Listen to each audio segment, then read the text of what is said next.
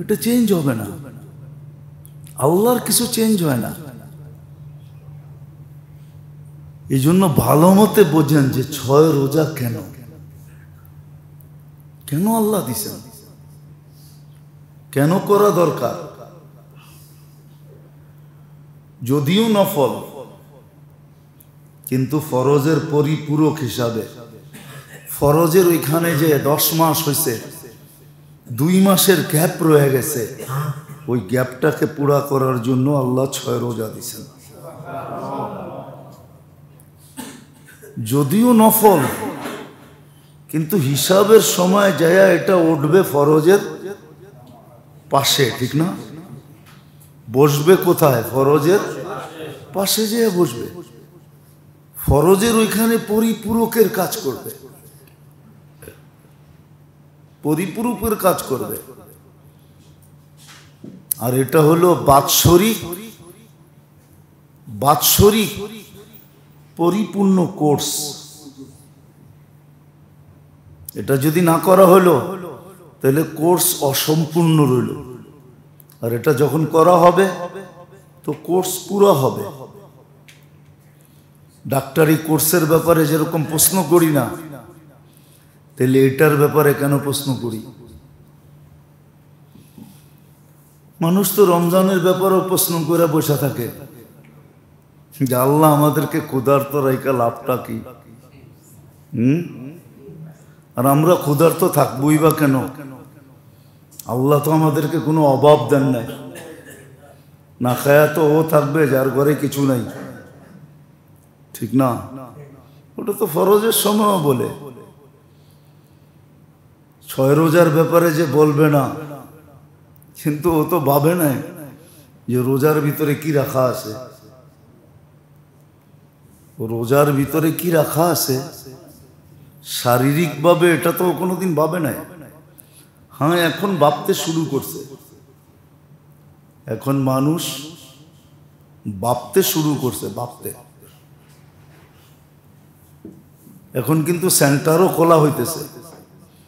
আপনাদের নলেজে হয়তো নাই, কিন্তু এই সেন্টার খোলা হয়ে গেছে এবং খোলা হইতেছে। হতে পারে আমাদের মহল্লায়ও খুলে যেতে পারে। মহল্লায় খুলুক আর না খুলুক, এলাকায়ও খুলে যেতে পারে। হইতে পারে আমাদের এলাকায়ও খুলে যেতে পারে। না খায়া থাকার সেন্টার খোলা হইতেছে, যে তুমি না খায়া থাকলে সুস্থ হবে। না খায়া থাকলে ওই সেন্টার খোলা হইতেছে। যদিও ঘোষণা দিয়া নাই, ঘোষণা দিয়া খুব কম, খোলা হয়ে গেছে। আমাদের কাছে নলেজ আছে এটা। কিন্তু হাসপাতালে গেলে দেখা যায় অনেক রোগীকে না খায়া রাখে। কয় তোমার চিকিৎসাই হলো না খায়া থাকো। সপ্তাহ, 2 সপ্তাহ, 3 সপ্তাহ না খাওয়ায় রাখে, শুধু স্যালাইন দিয়া রাখে। তোমার সুস্থতা এটার ভিতরে, না খায়া থাকার ভিতরে। এটা তো সচরাচর হাসপাতালে চলতেছে, যে না খাওয়া রাখতেছে আর বলতেছে না খায়া থাকার ভিতরেই তোমার সুস্থতা। কিন্তু আল্লাহ যদি না খাওয়ায় রাখতে চায়, ওইখানেই প্রশ্ন উঠায়। আপনার বিশ্বাস হয় না? হাসপাতালে যে না খাওয়ায় রাখে, শুধু স্যালাইনের উপরে রাখে, বিশ্বাস হয় না?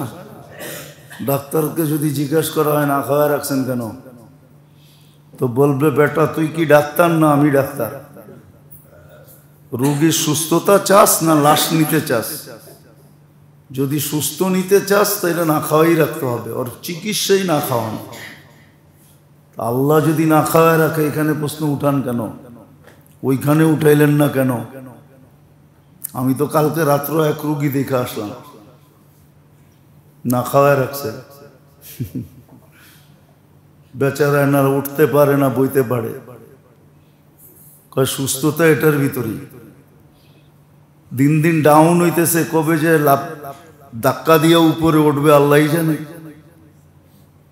তো যদি দুনিয়ার চিকিৎসার ভিতরে এটা থাকতে পারে, তাহলে আল্লাহ দিলে অসুবিধা কোথায়?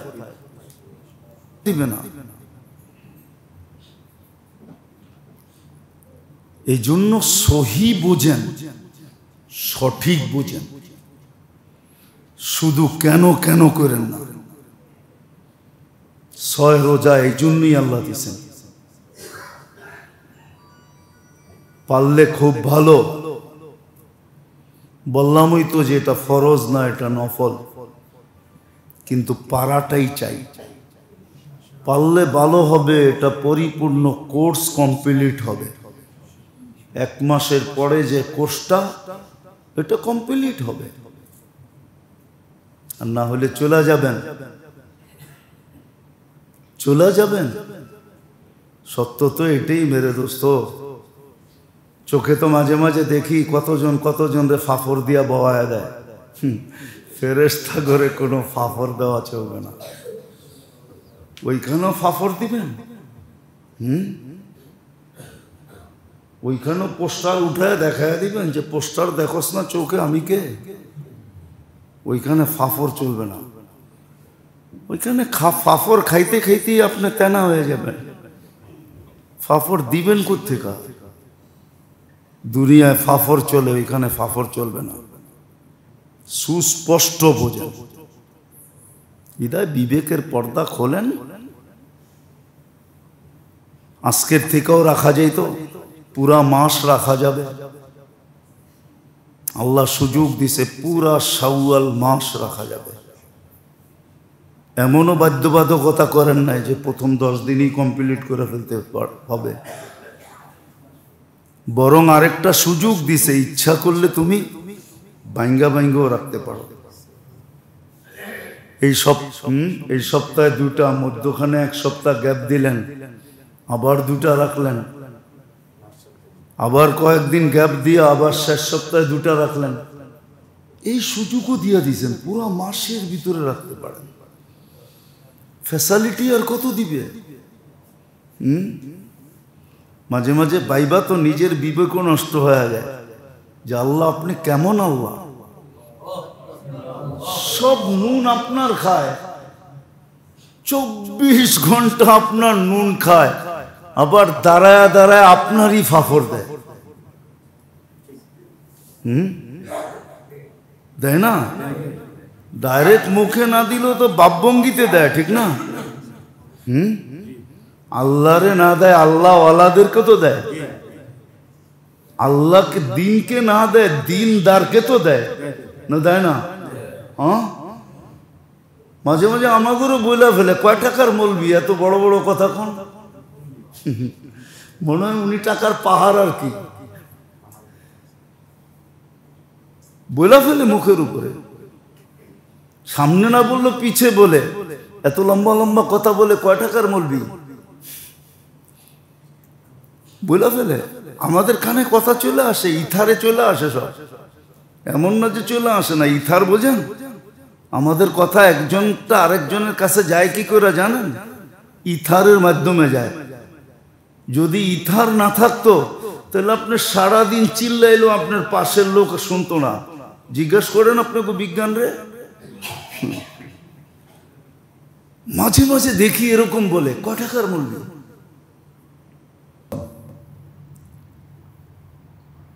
সম্মানিত উপস্থিতি,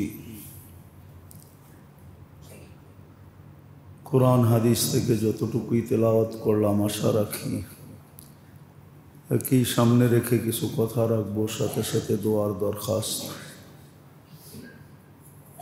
আল্লাহ আমাদেরকে শোনার হক ও আদায় করার তৌফিক দান করেন। সাথে সাথে যা শুনবো এটাকে আমল করারও তৌফিক দান করেন।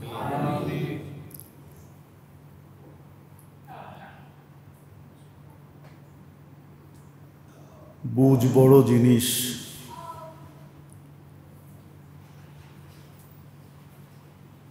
মানুষের জীবনে সহি জিনিস বুঝা, এটা বিরাট বড় দৌলত। এর চেয়ে বড় কোনো সম্পদ হয় না।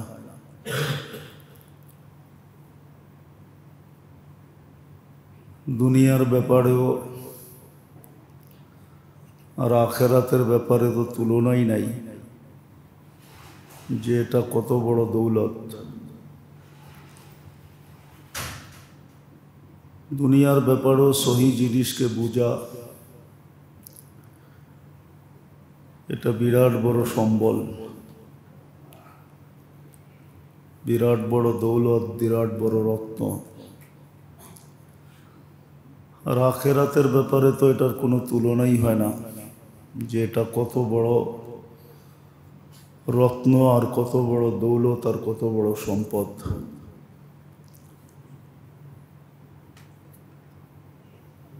আর সহি বুঝ যে সবার হবে এটাও সঠিক না। হ্যাঁ, সহি বুঝ আল্লাহ ওকে দেন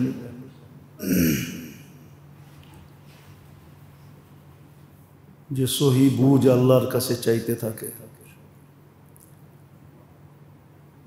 আর যদি সহি বুঝ না চায় আর সহি বুঝ সঠিক বুঝ যদি না শিখে আর চাইতে না থাকে, তাহলে একদিন দেখা যায় তার বিবেক বুদ্ধি তাকে ধোঁকা দিতে থাকে।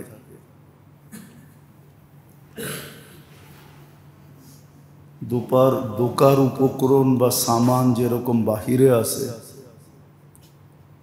দোকার উপকরণ আর সামান এরকম আমাদের ভিতরেও আছে। শুধু এটাই না যে দোকার সামান বাহিরে আছে, ভিতরে নাই। না, দোকার সামান যেরকম বাহিরে আছে এরকম ভিতরেও আছে।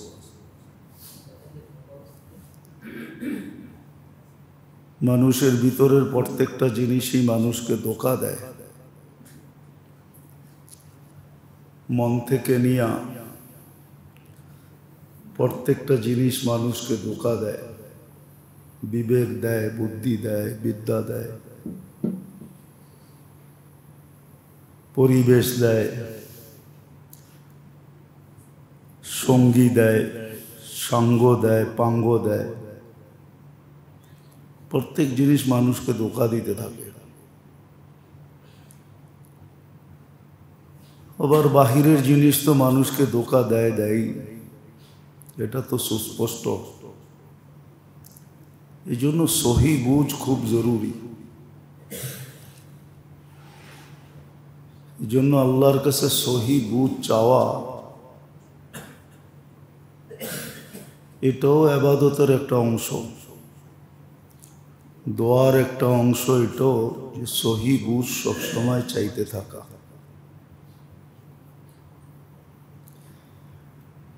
নাইলে কিন্তু সহি জিনিস বোঝা যাবে না।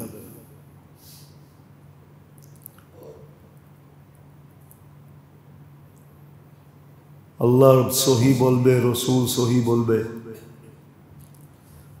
আর আমি ভুল ভাইবা বসে থাকবো।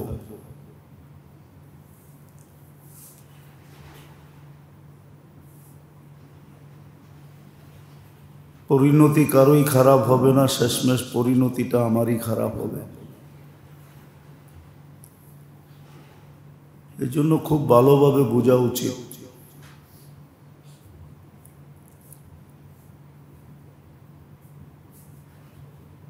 যে সহি বুঝ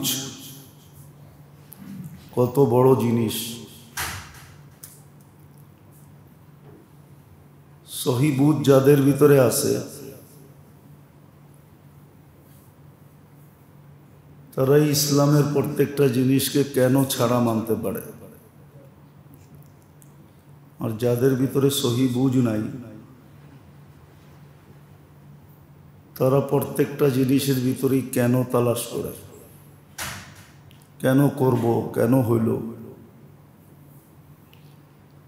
আর আল্লাহ যাদেরকে সহি বুঝ দিছেন তারা কেন আর তালাশ করে না। তারা সোজা সোজা বলে আল্লাহ বলছেন, আল্লাহ রসুল বলছেন, ঠিক আছে, মানতে পারলে মানে, না মানতে পারলে এটার উপরে ইস্তেগফার করে যে আল্লাহ পারি না, মাফ করে দিয়েন। কিন্তু যাদের ভিতরে সহি বুঝ না আসে, ওরা না মানতে পারে, বরং কেনর পিছে দৌড়াইতে থাকে। একদিন দেখা যায়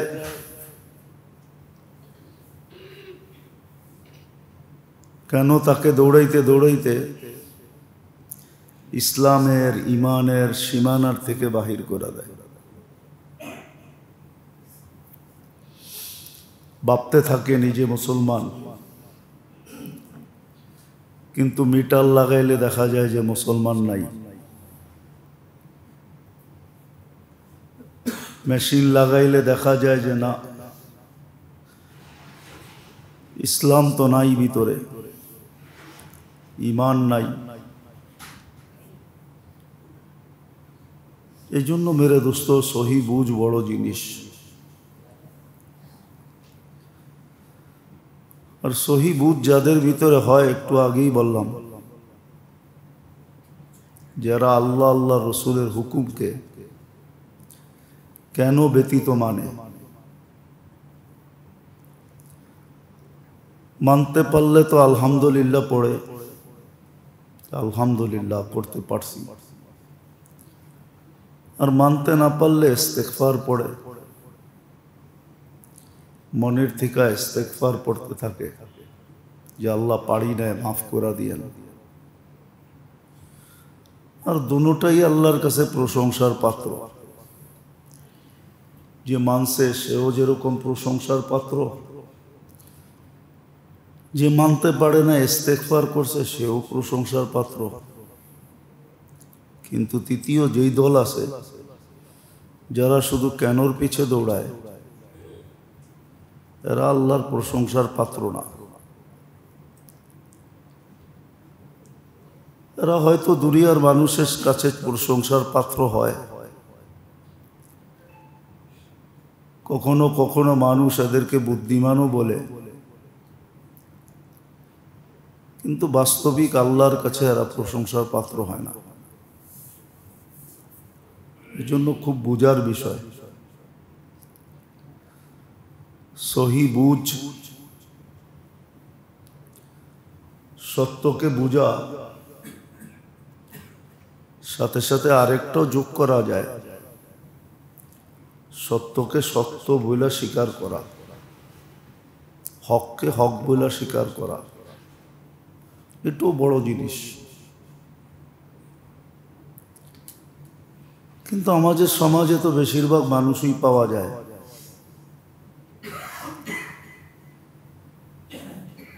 যারা হককে হক বলে স্বীকারও করতে চায় না। ভাববে তো দূরের কথা, চিন্তা করবে তো দূরের কথা, শিখবে তো দূরের কথা। বাবার দরকার ছিল, শিখার দরকার ছিল, এটা তো বহুত দূরের জিনিস। হককে হক বলে স্বীকারও করতে চায় না, যেটা হক, এটা সত্য, এটাও স্বীকার করতে চায় না। বরং বহুত উক্তি যুক্তি তর্ক সর্ক এর পিছনে দৌড়াইতে থাকে। কখনো তর্ক করে, কখনো উক্তি করে, কখনো যুক্তি দেখায়। আর এই পার্সেন্টেজই আমাদের সমাজে অনেক বেশি।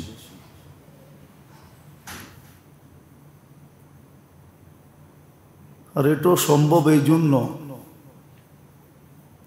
এই যে তর্ক সর্ক যুক্তি শুক্তি, এটাও সম্ভব এই জন্য যে আল্লাহ ইচ্ছা স্বাধীনতা দিয়েছেন, বিদায় সম্ভব। ইচ্ছা স্বাধীনতা যদি না দিতেন, বাক স্বাধীনতা যদি আল্লাহ না দিতেন, তাহলে কিন্তু এটাও সম্ভব হতো না। আর ইচ্ছা স্বাধীনতা দিয়েছেন বিদায় তর্ক সর্ক সম্ভব। আর এটাই আসলে পরীক্ষা, যে দিছি বিদায় যেমন খুশি তেমন ব্যবহার করে, না বাইবা চিন্তা ব্যবহার করে, না দেখে ব্যবহারের ভিতরে আমাদের অনুমতি আছে না নাই, এটা দেখে কিনা, এই পরীক্ষার জন্যই দিছেন।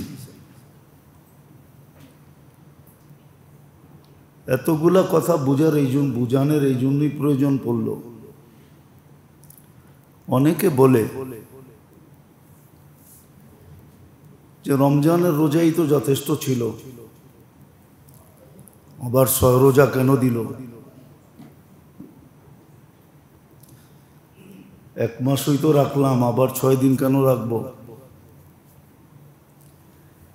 এই কথাগুলা মানুষ বলে।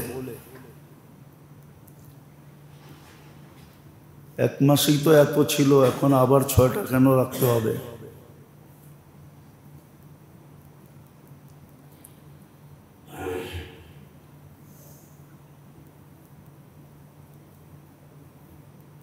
এই জন্যই এতগুলা কথা বলা।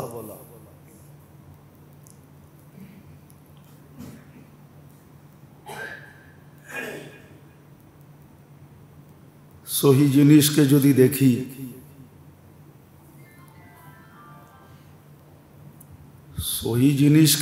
দেখি, সহিভাবে যদি অ্যানালাইসিস করি, চিন্তা করি বা তালাশ করি, তাহলে এটারও একটা ফিলোসফি আছে যে 6 রোজা কেন দিলেন। রমজানই তো এত বড় ছিল, 1 মাস 70 মাসের সমতুল্য ছিল। এক এক ফরজ 70 গুণ ছিল।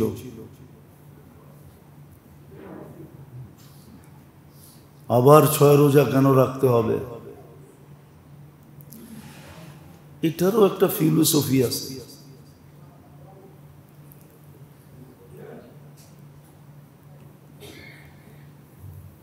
এটারও একটা যুক্তি আছে যে এটা কেন দিলেন, 6 রোজা কেন দিলেন।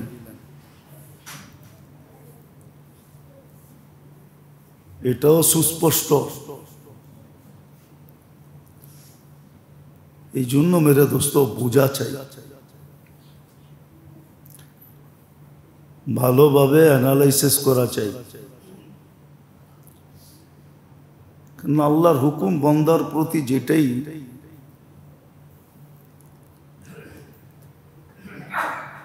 কারণ আল্লাহই আমাদের সৃষ্টিকর্তা। এটা সবকিছু আল্লাহ যতটুকু বোঝে, আল্লাহ যতটুকু জানে, আল্লাহর এলেমে যতটুকু আছে, আমাদের এলেমে কিঞ্চিত নাই, সামান্যতম নাই। আল্লাহর এলেমের ভিতরে যতটুকু আছে,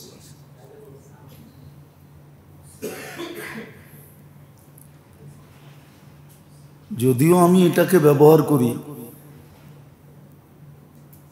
দেহটা আমিই ব্যবহার করি, দেহের অঙ্গগুলো আমিই ব্যবহার করি, জীবনটা আমার বলেই বলি যে জীবনটা আমার, দেহটাও আমার, শরীরটাও আমার, সবকিছু সদা সর্বদা আমি আমার দিকেই নিসবত করি।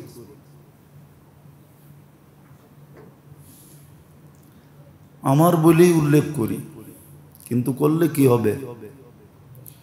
বাস্তব এটার সৃষ্টিকর্তা তো আল্লাহ,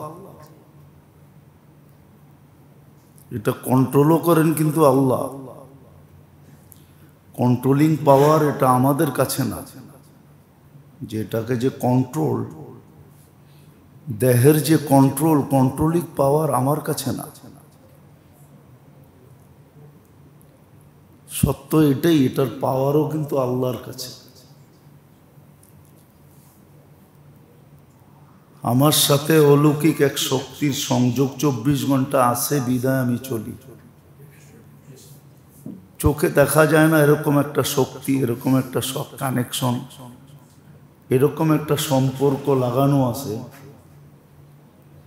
যেটা হয়তো আমি চোখে দেখি না, যার কারণে কিন্তু এটা চলতেছে। যদিও আল্লাহ ইঙ্গিত দিছিলেন, কুলির রু মিন আমরি রব্বি, রু আল্লাহর একটা হুকুম। শুধু রুই না, প্রত্যেকটা অঙ্গের সাথে একটা সংযোগ আছে। এটার জ্যান্ত উদাহরণও আল্লাহ দিচ্ছেন, আমাদের ভিতরে জ্যান্ত উদাহরণ আছে। খুব ধ্যান দিয়ে শুনতে হবে, তাহলে বুঝে আসবে, নাহলে বুঝে আসবে না। জ্যান্ত একটা উদাহরণও আছে। চোখে কিন্তু দেখার কোনো উপকরণ নাই, এটা বিজ্ঞান স্বীকার করে। যেটাকে প্রযুক্তি বলে, টেকনোলজি বলে, উপাদান বলে, কোনো উপাদান চোখের ভিতরে নাই দেখার মতো। কিন্তু চোখ অনবরত দেখে। যদি পিছনে একটা সংযোগ না থাকতো তাহলে চোখ দেখতো না। সেই সংযোগটা যদিও আমরা আমাদের ভাষায় বলি আল্লাহর কুদরতের সংযোগ। কানে কিন্তু শোনার কোনো উপকরণ নাই। বলে উপকরণ থাকলে কি হইতো? উপকরণ যদি থাকতো তাহলে আর্টিফিশিয়াল চক্ষু তৈরি হইতো। উপকরণ যদি থাকতো তাহলে আর্টিফিশিয়াল শ্রবণ শক্তি তৈরি হইতো। মুখে বলার কোনো উপকরণ নাই, বাকশক্তির ভিতরে, গলার ভিতরে কোনো উপকরণ সেট করা নাই যে আমরা বলি। এই সবগুলার ভিতরে শুধু আর শুধু, শুধু আর শুধু আল্লাহর কুদরতের সংযোগ আছে। ছোট একটা কথা, হাদিসে যদিও লেখা আছে, কিয়ামতের দিন এক ব্যক্তিকে আল্লাহ বলবে যে আমি তো তোমার কাছে খাইতে চেয়েছিলাম, তুমি আমাকে খাওয়াইলা না কেন? তো বন্দা আকাশ থেকে পড়বে, বলবে আল্লাহ আপনি কবে খাইতে চেয়েলেন?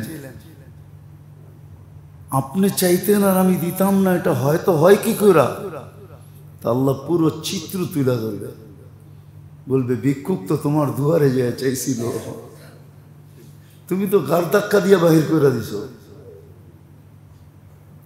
ধনী তো আমি তোমাকে বানাইছিলাম, ফকির তো ওকে আমিই বানাইছিলাম, আমি তো ওকে তোমার দুয়ারে পাঠাইছিলাম, দরজায় পাঠাইছিলাম। তুমি যদি ওকে খাওয়াইতে তো আমাকে খাওয়ানো হতো। আজকে এই যে দেখো জান্নাত, তাহলে আমিও তোমাকে এখানে খাইতে দিতাম। হ্যাঁ, এরকম আরেকটা আছে, আমি তোমার কাছে কাপড় চেয়েছিলাম, তুমি তো কাপড় দাও নাই। তো বন্দা ঠিক এরকমই বলবে। এই জন্য যদিও কাহিনী, কিন্তু সত্য বিদায় বলতেছি আর কি। কোনো আল্লাহওয়ালা মারা যেতেছিলেন, তো বলতেছিলেন ইয়া লাইতাহু কানা কামেলা, হায় যদি পরিপূর্ণ হইতো, হায় যদি নতুন হইতো, হায় যদি বহু দূর হইতো। তো সন্তানরা স্বপ্নে দেখার পরে বলছে আব্বা কি বললেন এগুলা, বুঝলাম তো না। মরার সময় যদি পুরা হইতো, যদি নতুন হইতো, যদি দূর হইতো। কাজে বেটা মৃত্যুর কয়েকদিন আগে আমার কাছে ভিক্ষুক আসছিল, ঘরে একটাই রুটি ছিল, চাওয়ার পরে অর্ধেক দিয়া দিছি, আর অর্ধেক তোদের জন্য রেখা দিছি, যে অর্ধেকই একটু ছিঁড়া ছিঁড়া পানি খায়া নিবে। ঘুমেরতে উঠা ডাইরেক্ট পানি পান করতে গেলে অনেক সময় খারাপও লাগে, ঠিক না? কি কিন্তু একটা বিস্কুট চাবায়া পান করলে আর ওই খারাপটা লাগে না। তো বলছে তারপরে আমার কাছে একটা কাপড় চাইছে, বলে নতুন একটা ছিল, পুরান একটা ছিল। পুরানটা নতুনটা রেখা দিছি, পুরানটা দিয়া দিছি। বলে ছিল ভিক্ষুক অন্ধ, তো বলছে একটু রাস্তা দেখায় দাও, বলে একটু আগে বাড়ায়া দিছি। বলে তিনটার সোয়াব যখন আল্লাহ মৃত্যু লগ্নে দেখাইছেন, তখন চিৎকার দিয়া বলছে, হায় অর্ধেক রুটিতে এরকম, পুরাটা দিলে কতটুকু হইতো? পুরান কাপড়ে এত সোয়াব, নতুন দিলে কত হতো? একটু রাস্তা দেখাইছি, এত সোয়াব, বাড়িতে আগায় দিয়ে আসলে কেমন হইতো? তো সত্য এটাই। এই সুযোগগুলো কি আল্লাহ সামনে নিয়ে আসবে? মরার পরে এই সুযোগগুলা সামনে আসবে। আল্লাহ বলবে, আমি তো সুযোগে কোনো ত্রুটি করি নাই, কিন্তু তুমি সুযোগগুলা গ্রহণ করলে না কেন?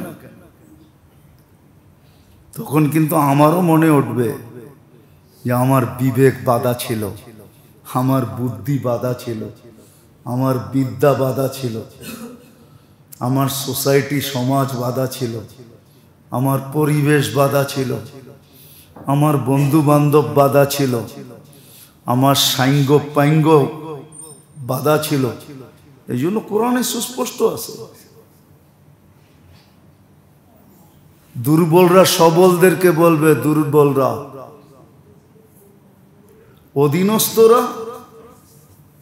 অধীনস্থরা বলবে যে তোমাদের পিছে চলার কারণে আজকে আমাদের এই দুরবস্থা। তো ওনারা ওই দিনও দমক দিয়া বলবে, বেশি কথা বলিস না, তুইও যেখানে আমিও এখানে, চুপ করে বল। অনেক সময় বলে না, বেশি কথা কইস না, চুপ করে বল। তুই দোজগও এটাই বলবে, বলবে তুইও যেখানে আমিও তো এখানে, এত কথা বলিস কেন, চুপ করে বল। তুইও বক কর, আমিও বক করি। হ্যাঁ, মধ্যখানে একটা কথা এটা বলবে অবশ্যই, যে তুই আমার পিছে চললি কেন? তুই আমার পিছে আমার কথায় নাচলি কেন? আমার কথায় চোখ বন্ধ করে দৌড় দিলি কেন? এই কথাটাও কোরআনে লেখা আছে, কেন আমার পিছে চললে? এই জন্য মেরে দোস্ত, আসেন বোঝেন, সহি জিনিসটাকে বোঝেন। এই জন্যই প্রথম কথা এটাই ছিল যে সহি বুঝা বিরাট বড় দৌলত।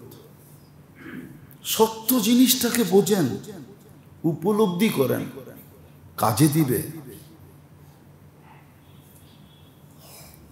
আর নাইলে একদিন, আজকে তো বসতে একটু শিখতে হয়, ভাবতে হয়, চিন্তা করতে হয়, একটু নড়াচড়া করতে হয়, তাইলে বুঝে আসে। কিন্তু কালকে কিন্তু সবকিছু ছাড়াই বুঝে আসবে, কিন্তু ওই দিন বুঝা কোনো কাজে দিবে না। এটাও সুস্পষ্ট, বুঝবে না এরকম না, সবাই বুঝবে, বুঝবে কিন্তু কোনো কাজে দিবে না। এই জন্য সহি বুঝেন, সঠিক বুঝেন, শুধু কেন কেন করেন না। 6 রোজা এই জন্যই আল্লাহ দিয়েছেন, পারলে খুব ভালো। বললামই তো যে এটা ফরজ না, এটা নফল, কিন্তু পারাটাই চাই। পারলে ভালো হবে, এটা পরিপূর্ণ কোর্স কমপ্লিট হবে। 1 মাসের পরে যে কোর্সটা, এটা কমপ্লিট হবে। আর না হলে চলে যাবেন। সত্য তো এটাই মেরে দোস্ত। চোখে তো মাঝে মাঝে দেখি কতজন রে ফাফড় দিয়া বওয়ায় দেয়। ফেরেশতা করে কোনো ফাফড় দেওয়া চলবে না, ওইখানেও ফাফড় দিবেন। ওইখানেও পোস্টার উঠায় দেখায় দিবেন যে পোস্টার দেখোস না চোখে আমি কে। ওইখানে ফাফড় চলবে না। ওইখানে ফাফড় খাইতে খাইতেই আপনি তেনা হয়ে যাবেন। ফাফড় দিবেন কোত্থেকে? দুনিয়ায় ফাফড় চলে, ওইখানে ফাফড় চলবে না। সুস্পষ্ট বোঝেন, বিদায় বিবেকের পর্দা খোলেন। আজকের থেকেও রাখা যেত, পুরা মাস রাখা যাবে। আল্লাহ সুযোগ দিছে, পুরা শাওয়াল মাস রাখা যাবে। এমনও বাধ্যবাধকতা করেন নাই যে প্রথম 10 দিনই কমপ্লিট করে ফেলতে হবে। বরং আরেকটা সুযোগ দিছে, এই সপ্তাহে 2টা, মধ্যখানে 1 সপ্তাহ গ্যাপ দিলেন, আবার 2টা রাখলেন, আবার কয়েকদিন গ্যাপ দিয়ে আবার শেষ সপ্তাহে 2টা রাখলেন। এই সুযোগও দিয়ে দিয়েছেন, পুরো মাসের ভিতরে রাখতে পারেন। ফ্যাসিলিটি আর কত দিবে? মাঝে মাঝে বাইবা তো নিজের বিবেকও নষ্ট হয়ে যায় যে আল্লাহ আপনি কেমন আল্লাহ, সব নুন আপনার খায়, 24 ঘন্টা আপনার নুন খায়, আবার দাঁড়ায় দাঁড়ায় আপনারই ফাফর দেয়। দেয় না? ডাইরেক্ট মুখে না দিলেও তো বাপভঙ্গিতে দেয়, ঠিক না? আল্লাহরে না দেয়, আল্লাহ ওয়ালাদেরকে তো দেয়। আল্লাহকে দিনকে না দেয়, দিনদারকে তো দেয় না, দেয় না? মাঝে মাঝে আমাদেরও বইলা ফেলে, কয় টাকার মৌলবি, এত বড় বড় কথা কোন? মনে হয় উনি টাকার পাহাড় আর কি, বইলা ফেলে মুখের উপরে। সামনে না বললো পিছে বলে, এত লম্বা লম্বা কথা বলে, কয় টাকার মৌলবি বইলা ফেলে। আমাদের কানে কথা চলে আসে, ইথারে চলে আসে সব, এমন না যে চলে আসে না। ইথার বোঝেন? আমাদের কথা একজনটা আরেকজনের কাছে যায় কি করে জানেন? ইথারের মাধ্যমে যায়। যদি ইথার না থাকতো তাহলে আপনি সারাদিন চিল্লাইলেও আপনার পাশের লোক শুনতো না। জিজ্ঞেস করেন আপনাকে বিজ্ঞান রে। মাঝে মাঝে দেখি এরকম বলে, কয় টাকার মূল্য, অথচ কয়েকদিন আগে যে ও কয় টাকার ছিল এটাও ভাবে না যে আমি কয় টাকার ছিলাম। এখন তো আমার একটা ছবি পোস্টারে আসতেছে, আমি একটু বাবালা হইছি, কিন্তু ওজের আগে কি ছিল এটা চিন্তা করে না, ডাইরেক্ট মলবিরে বলতেছে কয় টাকার মলবি, এত বড় বড় কথা কয়। তো আজকে ফাফর আল্লাহকে দিতে পারি, কিন্তু কালকে দেওয়া চলবে না। পায়ে হাত রাখি, বোঝেন, সময় থাকতে চলে নেই। নাইলে কবিতাটা বুলা গেছি, নাইলে শুনায়া দিতাম। বাংলার কবির লেখাই যে গনিয়ে আসতেছে সন্ধ্যা, একটা কবিতা আছে, ছোটবেলা পড়ছিলাম। ওই ছোটবেলার কবিতা তো এখন আর বইতেও পাওয়া যায় না।